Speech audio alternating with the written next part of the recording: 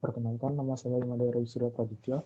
Jadi kali ini saya akan mempresentasikan tentang materi TDMPA 1, yaitu organisasi.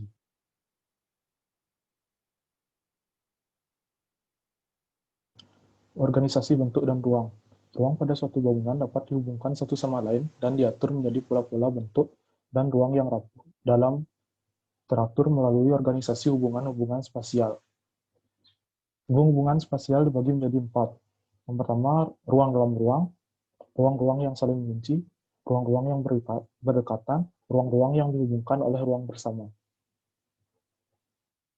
Yang pertama ada ruang dalam ruang.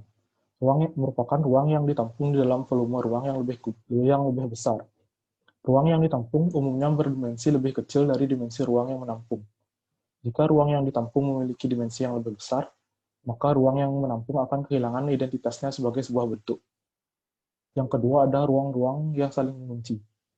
Merupakan area sebuah ruang yang menumpuk pada sebagian volume ruang yang lainnya.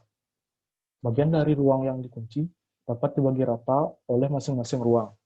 Bagian ruang yang saling mengunci dapat menjadi bagian dari salah satu ruang.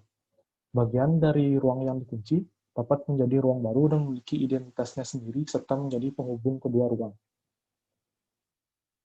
Selanjutnya ada ruang-ruang yang berdekatan. Merupakan dua buah ruang yang bersentuhan satu sama lain ataupun membagi garis batas bersama. Atau berdekatan tapi tidak bersinggungan. Metode yang digunakan dapat berupa membatasi akses fisik dan visual antara ruang yang berdekatan, dengan mempertahankan individualitas masing-masing ruang.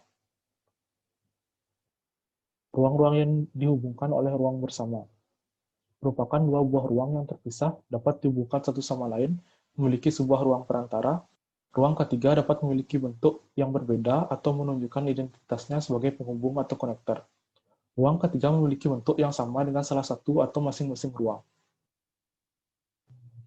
Selanjutnya ada organisasi terpusat. Organisasi terpusat merupakan komposisi terpusat dan stabil yang terdiri dari sejumlah ruang sekunder, dikelompokkan mengelilingi sebuah ruang pusat yang luas dan dominan ruang pemersatu terpusat, pada umumnya berbentuk teratur dan ukurannya cukup besar untuk menggabungkan sejumlah ruang sekunder di sekelilingnya. Selanjutnya ada organisasi linear. Organisasi linear pada dasarnya terdiri dari sederetan ruang.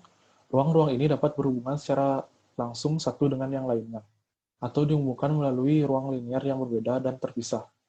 Organisasi linear biasanya terdiri dari ruang-ruang yang berulang, serupa dalam ukuran, bentuk, dan fungsi. Ruang-ruang yang secara fungsional atau simbolis penting keberadaannya terhadap organisasi dapat berada di manapun sepanjang rangkaian linear. Selanjutnya ada organisasi ruang radial. Organisasi ruang radial memadukan unsur-unsur organisasi terpusat dan linear. Organisasi ini terdiri dari ruang pusat yang dominan di mana sejumlah organisasi linear berkembang menuju arah jari-jarinya. Apabila suatu organisasi terpusat adalah sebuah bentuk yang introvert yang memusatkan pandangannya ke dalam ruang pusatnya, maka sebuah organisasi radial adalah sebuah bentuk yang ekstrovert yang mengembang keluar lingkupnya. Organisasi klaster. Organisasi dalam bentuk kelompok atau klaster mempertimbangkan pendekatan fisik untuk menghubungkan suatu ruang terhadap ruang lainnya. Seringkali organisasi ini terdiri dari ruang-ruang yang berulang, yang memiliki fungsi-fungsi sejenis dan memiliki sifat visual yang umum, seperti wujud dan orientasi. Di dalam komposisinya, organisasi ini juga dapat menerima ruang-ruang yang berlainan ukuran, bentuk, dan fungsinya, tetapi berhubungan satu dengan yang lain berdasarkan penempatan atau alat enata visual seperti simetri dan sumbu. Yang terakhir adalah organisasi grid.